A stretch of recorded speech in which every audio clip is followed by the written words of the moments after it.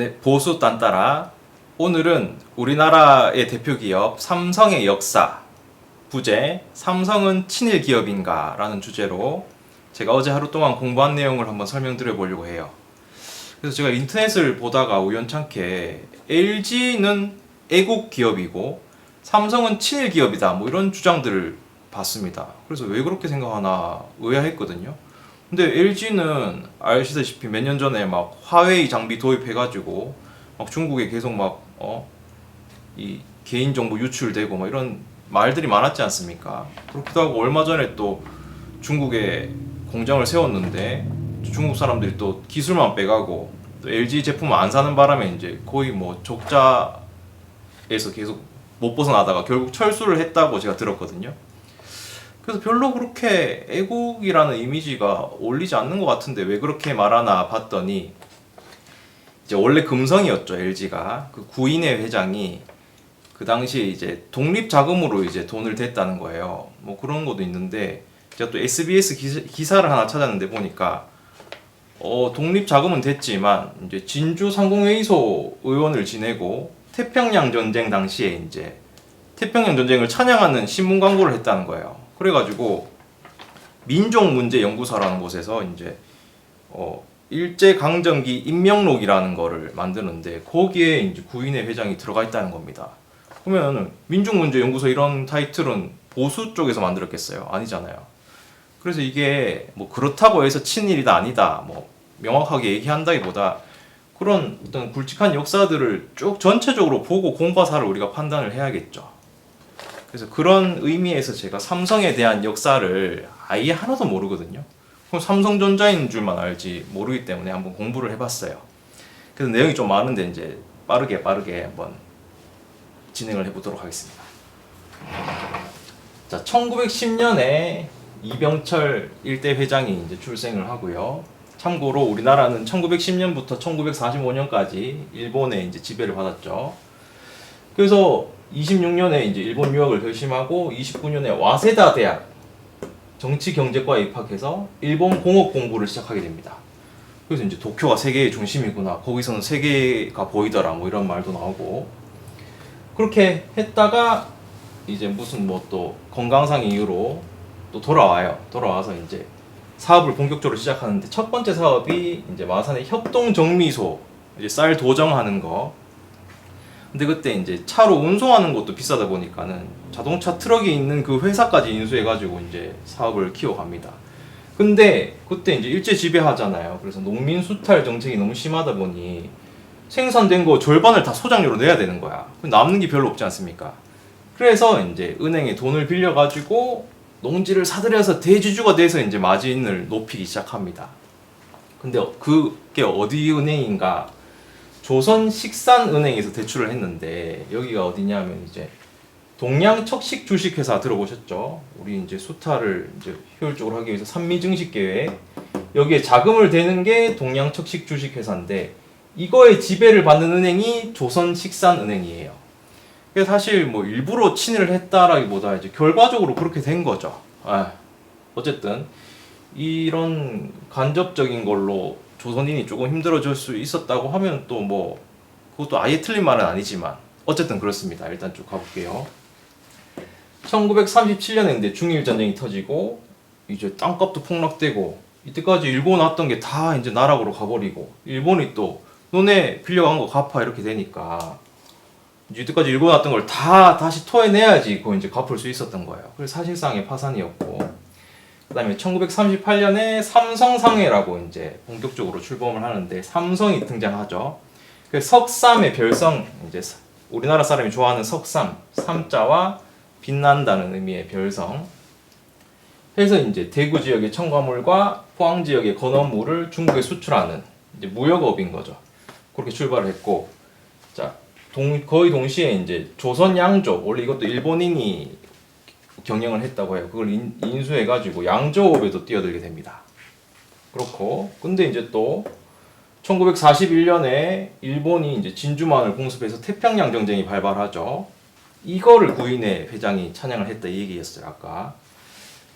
그래서 이제 일본이 막 털어갈 거 아닙니까? 군수 물자가 필요하니까 생산량의 95% 거의 다 달라는 얘기죠. 그렇게 하다가 이제 45년에 8월 15일 광복을 맞이하게 되고, 그다음에 이제 48년에 삼성물산공사라고 이제 국제 모욕을 본격적으로 시작합니다. 근데 이제 주변에 다른 모욕회사를 1년 만에 제끼고 최고 모욕회사로 등극해요. 그런데 또 이게 무슨 이때까지 또 좀 해보려고 하면 또 이렇게 뭐 하나 터지고, 1950년에 한국전쟁 6.25가 터지죠. 그래서 또 이제 다 이제 뭐 이뤄놨던 거 다 망하나 했는데 다행히도 조선 양조로 비축해둔 자금으로 이제 사업이 다시 일어서게 돼요. 그래서 이제 대구로 피신했다가 부산에 가서 삼성물산 주식회사를 만듭니다. 여기서는 이제 설탕과 비료를 수입해서 판매하는 걸 했는데, 그때 설탕이 얼마나 비쌌겠어요. 그렇다 보니 일본 다나카 기계라는 곳에서 이제 제당 기계를 들여와가지고 설탕을 자체 생산하기 시작합니다. 그래서 뭐 3년 만에 100%에서 7%가 됐다던가 굉장히 이제 자립이 된 거죠, 설탕이. 그리고 이제 제일모직, 이것도 들어보셨죠? 그때 당시에 이제 양복 한 벌이 굉장히 비쌌대요. 월급에 뭐 몇십 배, 뭐 엄청 비싸갖고 일반인은 뭐 감히 못 입는. 그 제대로 된 양복은 영국제 아니면 뭐 마카오제인데, 뭐 그래서 마카오 신사라는 말이 그때 나왔다고 하고요. 그래서 골덴텍스라고 이제 원단을 생산하니까 이제 영국 가격이 거의 한 5분의 1, 굉장히 좋은 가성비로 이제 호응이 좋았다 그래요. 그렇게 이제 1960년 4.19 터지고 60년 4월 26일에 이승만 대통령이 하야하고, 5.16 군사 쿠데타가 일어나고 5월 29일에 이제 부정축제자라고 해서 이제 그 이병철이 회장이 구속이 됩니다. 근데 이때 이제 막 벌금이나 이런 걸 많이 내야 되는데, 이제 기지를 발휘해서 그 벌금을 다 내면 기업 유지가 힘들다 해서 이제 박정희를 찾아가가지고 이걸 벌금 대신에 이제 나라에 투자할 수 있는 기회를 달라, 그래가지고 이제 그 위기를 넘겼다 그래요. 그것도 참 보통 깡으로는 안 될 것 같은데 어쨌든 그렇고, 61년 8월 16일에 이제 경제인협회, 한국경제인협회라고 만들어서 초대 회장이 되는데, 이게 지금의 전국경제인연합회, 전경련의 시초인 거죠. 근데 이거는 이제 뭘 보고 만들었느냐? 1946년 2차 대전 때 이제 일본 경제가 망하고 나서 이제 다시 재건하기 위해서 민간 경제인 단체 게이단렌이라고 있었대요. 이거를 벤치마킹해서 이렇게 만들었다고 합니다. 이런 소소한 것들이 굉장히 일본의 영향을 많이 받는 거죠. 그렇죠? 우리가 보고 배우는 입장이다 보니 그렇고, 63년에 박정희 대통령이 당선이 되고, 이제 64년에 한국비료공업 주식회사, 이거는 이제 박정희가 직접 좀 지원해 줄 테니 좀 만들어 달라 해서 만들었다고 합니다. 그렇고 66년에 사카린 밀수 사건이 터져요. 이게 뭐 사카린을 밀수해가지고 뭐 한일 누가 정계가 나눠 먹었다 이런 이제 대사건이 터져가지고, 결과적으로 이병철 회장이 이 비료 회사의 지분 51%를 국가에 기부하고 또 은퇴를 하게 됩니다. 이때 이제 김두한 이거 뭐죠? 싸움꾼 김두한이 의원일 때 이제 사카린 밀수 사건 막 국회에서 똥물 투척하고, 그게 이 사건에서 일어났다 그래요. 어쨌든 그렇고, 이제 지분 넘긴 거를 94년에 다시 찾아와서 삼성 정밀화학이 되었다가 2015년에 롯데케미칼로 이제 매각이 돼서 지금의 롯데 정밀화학이 되었다고 합니다. 그리고 이제 삼성이 신문사 언론에도 이제 진출을 하게 돼요. 그래서 중앙일보가 삼성이 만든 거랍니다. 제가 처음 알았어요. 그래서 이제 라디오랑 동양 텔레비전 방송 해가지고 최초의 상업 TV라 그래요. 그래서 이런 여러 가지를 많이 했죠. 그렇게 해가지고 이제 신문사와 이 TV 방송, 라디오를 통합해서 동양방송 TBC를 만듭니다. 근데 이거는 79년 12월 12일 사태, 전두환이 이제 이거를 TBC를 KBS로 흡수시켜 버려요. 언론 통폐합이죠, 이게. 근데 이제 이렇게 중앙일보만 살아남아 있다가 나중에 99년에 중앙일보가 분리가 됩니다, 삼성으로부터. 자, 그리고 69년에 삼성전자 공업 주식회사, 이제 본격적으로 이제 전자에 뛰어드는 거죠. 이때부터. 근데 뭐 기술이 없잖아요. 그러니까 이제 일본의 산요전기와 협력을 해서 생산을 하기 시작하고, 이것도 막 다른 전자 회사에서 반대가 심해가지고 박정희 대통령을 설득했다 그래요. 그래가지고 뭐 이 조립의 몇 퍼센트 빼고는 다 수출하는 걸로 이런 식으로 협의를 봤다고 합니다. 그래서 이제 쭉 TV 이런 걸 생산하다가 이제 금성이었죠. 아까 얘기했던 구인의 회장의 지금의 LG와 본격 경쟁을 하게 돼요. 근데 또 그 와중에 흑백 TV가 대박이 내가지고 이제 본격적인 이제 전자로서의 이름을 알기 시작한 거죠. 그리고 또 이제 이것뿐만 아니라 조선에도 또 뛰어듭니다. 뭐 각 다방면으로 그냥 다 한 것 같아요. 그래서 일본의 대표 조선사 IHI와 합작을 하기로 했는데, 또 뭐 하려고 하니까 또 뭐 일이 터지죠. 제4차 중동전쟁, 1차 오일 쇼크가 오면서 흐지부지 나중에 결국 또 무산이 돼요. 그게 이제 기계공업으로 변경이 되고, 그렇게 창원 1공장, 2공장을 만들었는데 결과적으로 97년 IMF 때 볼보에 매각이 됩니다. 그게. 그래서 이건 이거고, 이제 77년에 정부가 이렇게 뭐 이렇게 별로 생산성 별로 없는 조선소를 하나 인수해 달라 해서 마지못해 인수했는데, 그게 지금 또 결과적으로는 잘 돼서 지금의 삼성중공업 거제 조선소라고 합니다. 그리고 73년 오일 쇼크 이후에 이제 첨단 산업이 육성이 필요하다 해가지고 이제 이건희가, 아직 이병철이 그래도 실질적인 어떤 그건 했나봐요. 은퇴는 했는데. 그래서 한국 반도체를 인수합니다. 이거는 그때 당시에 굉장히 뭐 기술도 없고 뭐도 없었대요. 근데 이 씨앗을 뺏기고 싶지 않았나봐요. 이거를 어쨌든 다른 데서 감히 경쟁 못하게 아예 인수를 먼저 해버린 거죠. 그렇게 해가지고 이제 뭐 실적도 안 좋고 뭐 기술력도 없으니까 굉장히 골칫덩이였대요, 처음에는. 근데 삼성그룹에 인수되면서 삼성 반도체 주식회사가 됩니다. 그리고 이게 또 나중에 또 80년에 삼성전자로 흡수돼서 반도체 사업부로 개편이 됩니다. 그리고 이제부터 시작인 거죠. 삼성의 어떤 전자의 신화가 83년에 독자 기술 개발하는데, 미국의 마이크론으로부터 설계 도면 받아가지고 64K D램을 개발합니다. 그리고 또 256K D램 양산 또 성공하고 쭉쭉쭉쭉 성공 가도를 달리는데, 86년 제가 태어난 해에는 1메가 D램 설계부터 모든 공정을 독자 기술로 개발 성공합니다. 대단하죠, 그쵸? 이 역사가 얼마 안 됐는데. 그리고 87년에는 이건희 삼성그룹 2대 회장, 이건희가 이제 본격적으로 2대 회장이 되죠. 46세의 나이로.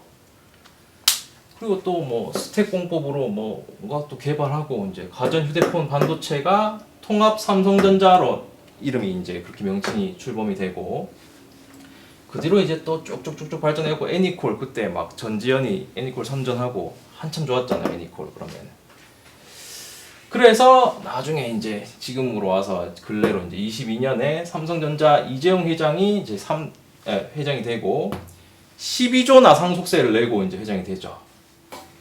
근데 이재용 회장도 마찬가지로 일본의 영향을 굉장히 학문적으로 많이 받죠. 일본 게이오대 대학원 경영학 석사, 일본 제조업 산업 공동화에 대한 고찰이라는 논문으로 석사학위 받고, 그 다음에 미국 하버드가 돼가서 경영대학원 박사과정을 밟았다 그래요. 굉장히 초엘리트죠. 네. 그래서 여기까지가 큰 덩어리인데, 제가 삼성의 역사를 쭉 보면서 진짜 이 기업을 하는 사람들은 이 처음부터 만지는 돈의 단위가 달라서 그런지 몰라도 이 배포가 대단하다. 제가 느낀 거는 막 일제 수탈도 있고, 또 박정희 정권 때 또 뭐 이렇게 나름대로 정부에 또 아부도 하고 정경유착도 있고 그런 게 없었겠습니까? 근데 단 한 번도 어떤 뭐 이렇게 불만을 드러낸다든지, 그러니까 억울함을 호소한다든지 그런 게 아니라 다 나름대로 전체적으로 보면 다 순응하면서 헤쳐나갔던 것 같아요. 이게 그렇게 어렵게 막 전쟁 나서 다 일어났던 거 다 망하고 하는데도 다시 꿋꿋하게 일어서는, 그게 물론 다시 일어설 수 있는 또 자본력이 됐으니까 그랬겠지만, 그럼에도 불구하고 그 어떤 불굴의 정신이 좀 대단하다는 생각을 들었고, 화장실 보면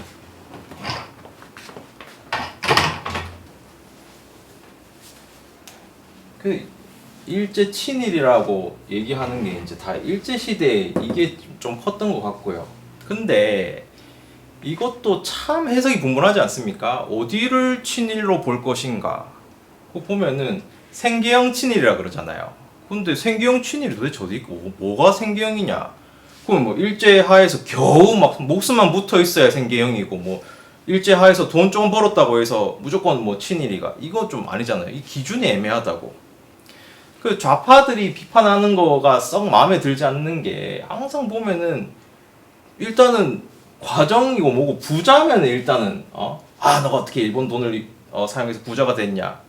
근데 그 부자가 됨으로 인해서 또 고용이 창출되고 마냥 조선에게 해만 됐겠습니까? 그런 어떤 양면성을 종합적으로 봐야 되는데 그렇잖아요. 전통적인 스탠스가 항상 부자는 무조건 악으로 규정하지 않습니까? 모르겠어요. 그게 그래서 우리가 조선인 마인드라고 그러잖아요. 남들 잘 되는 거, 사촌이 땅을 사면 배가 아프고, 그게 그렇게 해서 나오게 된 말인가 싶기도 하고. 어쨌든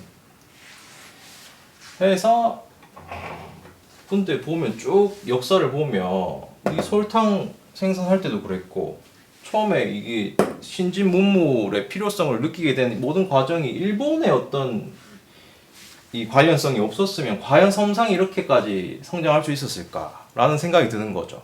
여기는 지금 굉장히 굵직한 덩어리만 설명했고, 중간중간에 이 작고 큰 일본과의 교류가 많았을 거 아닙니까? 그러니까 그게, 그리고 조금 더 새로웠던 거는, 이게 일제 식민지 상에서도 뭐 일본으로 공부를 하러 가고, 그럼 마냥 일본이 우리를 막 약탈의 대상으로만 보고 뭐 너네가 무슨 우리나라에 공부를 하러 와 이렇게 생각했는데, 마냥 그렇지는 또 않았나 봐요. 모르겠습니다. 그게 또 부자라서 또 가능했을 수도 있지만, 하도 이제 무슨 뭐 국뽕차는 독립 드라마 이런 거, 독립 영화 보다 보니까는 일본이 항상 너무 지나치게 악마화되어 있지 않습니까? 물론 나쁜 건 나쁜 거라 하는데, 근데 우리 삼성이 성장 스토리를 보면 일본이 모든 국민과 모든 일본의 모든 것들이 다 그렇게 막 우리에게 막 해를 주고 악을 막 못되게 하고, 다 그런 건 아니었지 않았을까라는 생각도 조금 했어요. 당연히 침탈하고 그런 거 나쁜 거죠. 그런 거를 얘기하는 게 아니라 전체적인 그림을 봤을 때.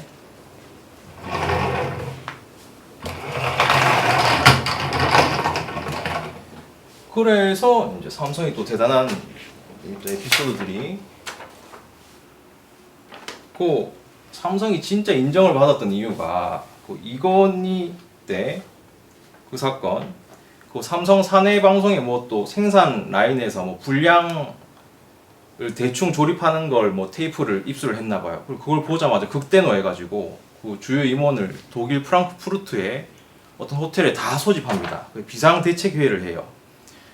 거기서 이제 나온 말이, 유명한 말이 있죠. 극단적으로 얘기해서 농담이 아니야. 마누라 자식 빼고 다 바꿔봐. 이 얘기가 이제 여기서 나옵니다. 이제 프랑크푸르트 선언, 신경영 선언을 한 거죠. 이게 우리가 진짜 제대로 된 기업으로 성장하기 위해서는 이거 불량 이런 거 그냥 넘어가서 안 된다. 진정한 기업가 마인드 아닙니까?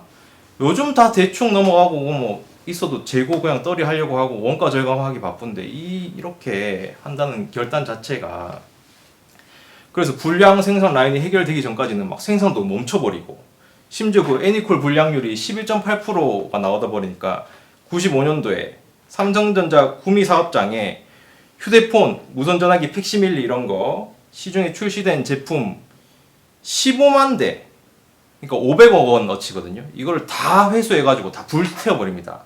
이 바람에 뭐 손실은 났겠지만 이 이미지가 굉장히 삼성이 건실한 기업을 알리는데 도움이 많이 됐죠, 그때.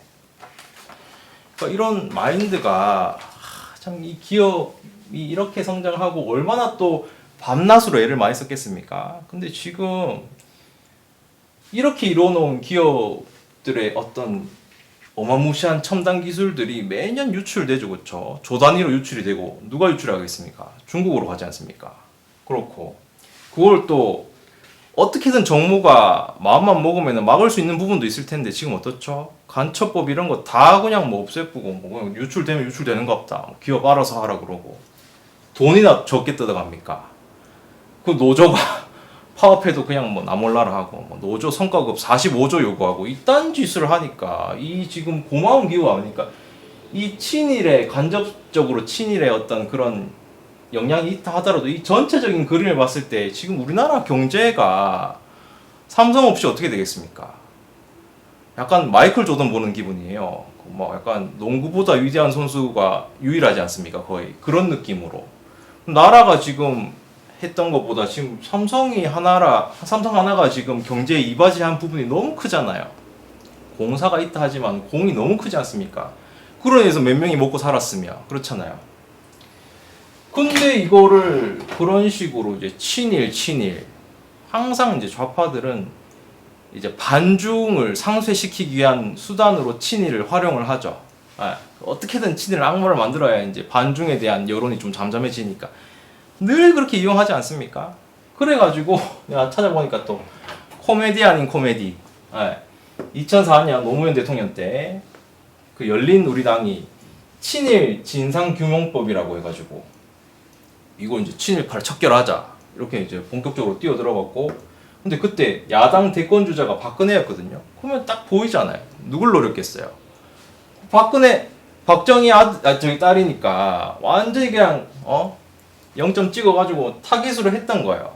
근데 어떻게 됐냐? 그 열린우리당 신기남 당의장이 부친이 신상묵이라는 사람인데 이 사람이 일본 육군 특별지원병 1기생이었던 거예요. 그 황국 신민교육에 막 앞장서서 나섰던 사람인 거지. 그게 드러나가지고 이제 의장직도 사퇴하고 코미디 아닙니까? 당의장이란 사람이 쥐가 직접적으로 뛰어 막 처벌하자 해놓고 주거 아빠가 이런 이 사람뿐만이면 또 몰라. 이미경 의원은 또 부친이 또 일본군 헌병이었다는 게 밝혀져가지고 또 완전히 뭐 할 말 없게 돼버리고 김희선 의원이라고 또 부친이 김일련이라는 사람인데 만주국 공안국 특무경찰이었다 그래요. 이 사람이 한나라당 이재호 의원의 부친을 잡아넣습니다. 일본에 넘겨갖고 그 청시개명도 했대요. 그 가나의 H라고. 이런 사람들이 모여가지고 무슨 뭐 친일을 척결하니만이 이게 앞뒤가 양심이 있잖아. 그러니까 아니 무슨 그걸 하더라도 좀 깨끗한 척이라도 할 수 있는 사람이라면 모를까. 이게 지금 어떻게 이런 양심이 나오는지 뭐 하루 이틀 일은 아닙니다만 뭐 새삼스럽지도 않지만 야 이거는 좀 해도 너무했잖아요. 그래서 이 이후에 이제 이 사건이 있고 나서부터 그냥 제 생각인데 조금 이제 할 말이 굉장히 줄어들지 않았을까. 이전까지 막 삼성 친일 어쩌고 했던 말들이 이렇게 이제 된통 셀프로 당하고 나서 조금 줄어들지 않고 또 시대가 지나서 지금 좌파들 핸드폰 뭐 쓰나요? 아이폰 아니면 갤럭시 아닙니까? 그럼 아이폰 쓴다 그러면 이제 또 뭐 반미 사는데 반미보다는 갤럭시 쓴다고 하는 게 이제 명분이 낫잖아요. 뭐 국뽕이니까 어쨌든 그렇기도 하고 그 사람들 또 다 삼성이 친일이네 뭐 반중 그렇게 하는 사람들이 다 삼성 주식 갖고 있어요. 돈은 또 그렇게 좋아해. 그러니 삼성을 마냥 까기에는 이제 시대가 이제 상황이 바뀐 거죠. 삼성이 너무 국민이 다 좋아하는 기업이 되다 보니까 그때에 따라서 말 바뀌고 뒤에서는 욕하고. 그러니까 이미 모르죠. 이미 삼성이 이제 중국에 털리고 있으니까 계속 유출되고 있으니까 그거 뭐 박수치고 있을지 모르겠지만 진짜 이 기업을 마냥 이렇게 해주라는 얘기가 아니라 이 정당한 대우를 해주라는 거예요. 기업을 무조건 때려 패도 안 되고 무조건 이렇게 해도 안 되고 그게 참 정부 역할인데 지금 보면은 해도 너무하지 않습니까? 삼성에 대한 처우가. 아니 상속세만 하더라도 12조를 상속세를 낸다는 게 그게 말이 돼? 아니 이때까지 성장하면서 그 무지막지한 세금을 다 내면서 키워가지고 그거를 아들한테 승계하려면 당연히 물려줘야 되는데 그거를 또 12조를 또 뜯어가? 1조도 아니고 12조를요? 그러니까 쇠가 빠지는 거예요. 근데 이것도 보세요. 이재용이 나는 못 내겠다 배짜라 했습니까? 근데 삼성의 역사가 너무 신기한 게 일제 수탈, 뭐 정권의 어떤 강요와 그런 압박, 그것도 말도 안 되는 것도 있을 거잖아요. 그것도 상속세부터 해가지고 항상 순응하는 태도예요, 보면은. 예, 순응하고 그냥 받아들이고 그 실력으로 이겨내는 이런 자세가 굉장히 좀 전혀 몰랐던 저로서는 굉장히 좀 신선하고, 아 진짜 기업과의 마인드는 좀 다르긴 다르다, 좀 배워야 될 분도 있지 않을까, 그런 생각을 좀 했습니다. 그래서 우리가 이제 삼성 하나로 겨우 이제 경제가 굴러가고 이제 주식도 이제 그렇고 모든 전반 안팎으로 상황이 그런데, 이걸 지금 잘 대우를 잘해줘도 시원찮을 판에 지금 자꾸 지금 온갖 포퓰리즘 또 계속하고, 뭐 또 인도 갔을 때는 이재용 회장이랑 이재명 같이 가가지고 또 무슨 뭐 자기 때문에 뭐 잘 되는 것처럼 다 홍보를 하고 다니던데, 이게 말이 됩니까? 그래서 그래서 결론은 모든 역사가 공과 사가 있지 않습니까? 그거를 종합적으로 판단해서, 그래서 지금 전환길 쌤 난리 난 것도 5.18이나 4.19도 그 해석이 다르단 말이에요. 그 증언이 다 다르게 나오잖아요. 구인회가 그 명부에 등록된 거 그거 안 나왔으면은 또 마냥 또 애국이라 빨았을 거 아닙니까? 그렇듯이 역사적인 사료가 나오고 증언이 계속 나오잖아요. 그럼 그거를 다시 판단해서 따질 거 따져보고, 국가 유공자도 마찬가지입니다. 왜 그 사람들 중에 뭐 야매 유공자들 없을 것 같습니까? 있는 거 알잖아요. 실존하지도 않은 사람이 국가 유공자인 경우도 있다고, 그 폭로로 드러나지 않습니까? 그런 걸 왜 해결 안 하려고 그거를 법으로 묶어가지고 무조건 이거 얘기하지 마, 표현의 자유. 지금 또 개헌부터 해가지고 나라가 지금 실시간으로 망가지고 있는데, 제발 이런 갤럭시 폰, 뭐 삼성전자, 이런 자본주의의 가장 달콤한 수혜들을 누가 입고 있습니까? 그거 안 씁니까, 좌파들은? 그런 생각을 좀 해보세요. 박정희로 인해서 억울한 것도 있고 이렇게 막 사업적으로 힘든 부분도 있었겠죠. 그러나 박정희가 고속도로 닦고 산업의 어떤 기반을 닦아놨는 그 수혜도 입고 그렇게 와리가리 하는 겁니다. 그런 거를 종합적으로 보란 얘기예요. 우리가 맹목적이 되면 안 된다는 말씀 다시 한번 드리고, 자, 오늘 이렇게 삼성의 역사를 통해서 우리 우파가 또 자랑스러운 삼성 또 이렇게 조금 뭐 딱히 지켜줄 수 있는 방법은 없지만 역사를 통해서 조금 느끼는 바가 있었으면 좋겠습니다. 오늘도 멸공입니다.